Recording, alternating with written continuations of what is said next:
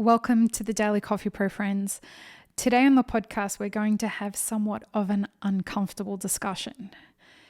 We are going to talk about the disparity between unemployment checks and people's usual wages. This is a hot topic right now, and one that is being argued and debated behind closed doors. I am seeing little clicks on the internet where people are having the courage to discuss this, but not with each other. So what we're seeing is that people who are employees are talking about it amongst themselves, and people who are employers are talking about it amongst themselves. I'm not seeing many people discuss it with the different sides of this. And so I wanted to bring it here to this forum.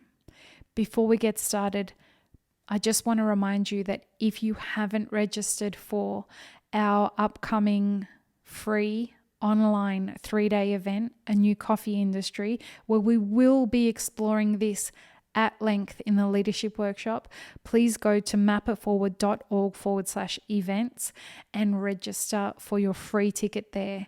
Free tickets are going to be limited in time, so you will be able to attend live and watch the event for a week after that, and then it will be put behind a paywall. So please, if you'd like to get access for free, register now. The event will take place on May 12th, 13th, and 14th. So let's talk about our topic. What I am hearing constantly from baristas and from roasters at the moment is, I am earning so much more on unemployment than I was earning from working. I don't know why I would even consider taking back my job if it's offered to me before I have to. If they're going to offer me 4 months of unemployment, why wouldn't I take it? And I got to tell you guys, it's a really fair question. It's a really, really fair question. On the other side of things, I'm hearing people say things like, who are employers, these people just don't want to work. They don't want to work. They won't come back to work. I want to offer them their jobs, but they just won't come back to work. The biggest problem with COVID-19 is that it's made the workforce lazy. They're enjoying sitting home doing nothing. All right, I can understand the frustration of employers. I want to start the discussion by saying this is an incredibly nuanced situation. This is an incredibly delicate, complex debate that needs to be had, but it needs to be had respectfully and it needs to be had publicly. We're going to try and do that as much as we can. If you have a chance to listen to the conversation with Nick from True Brew, please do. It's exploring what's going down in Huntington Beach right now in California, where people are wanting to get back to work. But that's for tomorrow's episode of the podcast, where we talk about the unintended consequences of the coronavirus era. This today, what we're talking about, is an unintended consequence of the COVID-19 pandemic. We didn't intend or didn't expect that this standoff between employees and employers was going to happen in this situation. But it does bring up some incredibly important questions. Questions about, are we expecting too much from people for too little money? Another way to put that, are we paying baristas and roasters and cafe and roastery staff enough on minimum wage? Should we be looking at a new pay structure?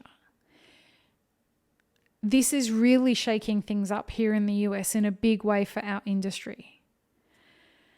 Now, for those who don't understand the kinds of numbers that we're talking about, I'm hearing people, and I'm quoting here, people are saying one version of or another of what I'm about to say. Lee, I'm earning an exorbitant amount of money on unemployment. I'm getting $2,700 a month from the government. That's a fraction. I earn a fraction of that as a full-time cafe manager. Now listen, folks. If $2,700 is an exorbitant amount, we really have to check ourselves if a cafe manager is getting paid a fraction of that. I challenge anybody to say that that is fair. I challenge anybody to say that less than $3,000 a month for somebody who is responsible for running an adult life is an exorbitant amount in a rich country like America. Now, the things that I'm hearing from people, if that's a cafe manager that's making that kind of money in their wages, the people who report to them are making less, but they're making the same as that person on unemployment. For the first time in their careers, these people have enough money to pay all of their bills because they have been trained to live on very little money.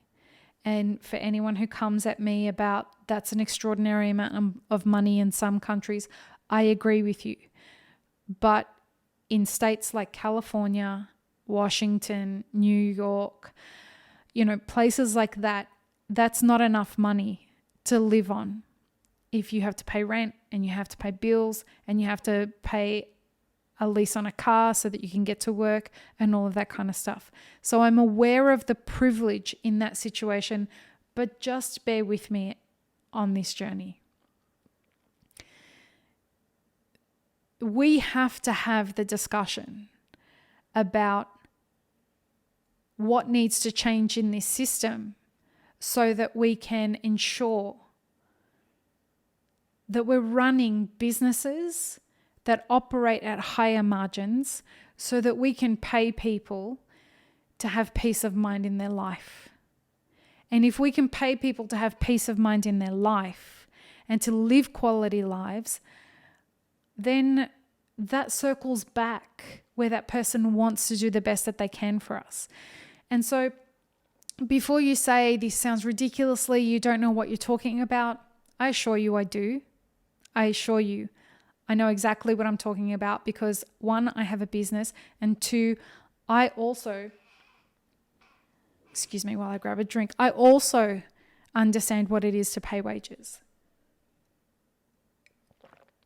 And I have been a barista for 15 years in a country that paid its employees well. We don't have that situation here in the US. So if we're going to create the shifting that's required for this, something that's going to have to change is the way that we run our businesses. I'm well aware that the percentages that we run our businesses in the coffee industry is slim. Excuse me. Too much talking in the last couple of days. The margins are slim. We have to find more efficient ways to run our businesses. And perhaps those conversations are along the lines of, well, I'm going to pay you $20 an hour. And at $20 an hour, I'm going to need to elevate the barrier to entry for my business. And that means that having the skills to brew coffee and to talk about coffee are no longer the only skills you need. You may need to hire people who are focused on revenue. People are focused on customer experience, brewing, business development, marketing. And a part of their job happens to be brewing coffee. It may also mean that you need to change your business model, and your business model needs to be more automated. And this is forcing the conversation about automation. Have a listen to the recent podcast conversation with Gina DeBrita. Gina is an incredible woman. She's an incredible human. She has a company called Numero Uno. Numero Uno has been in business for 18 years. She's the owner. She has kept the business alive and thriving for 18 years. And while everybody else is closing businesses in Sydney, Gina opened a cafe 2 weeks ago. In the middle of a pandemic, Gina, in true Gina style, is taking this situation as a true leader, and she is innovating in the way that she knows best through adaptation. And this moment calls for all of us to adapt and innovate. If we look at this clash that's, I think, is absolutely going to unfold. I'm seeing it unfold. I'm hearing baristas say, I'm not going back to work. Why would I go back to work when I can get unemployment that's going to help me pay off my credit cards? And I'm hearing employers say, why can't I get any of my staff to come back to work? So this is coming to a head. The question is, what role are you going to play in disarming the conflict and going straight to solutions? That's what true leaders do. Whether you are on the employer side of this discussion or the employee side of this discussion, I would love to hear your thoughts about what you think about this very challenging situation. And it is very challenging. It is nuanced, it is complex, and there is a lot of gray area in there. So please leave me a comment and let me know what your thoughts are. Peace, love, and peanut butter, friends. Have an amazing rest of your day.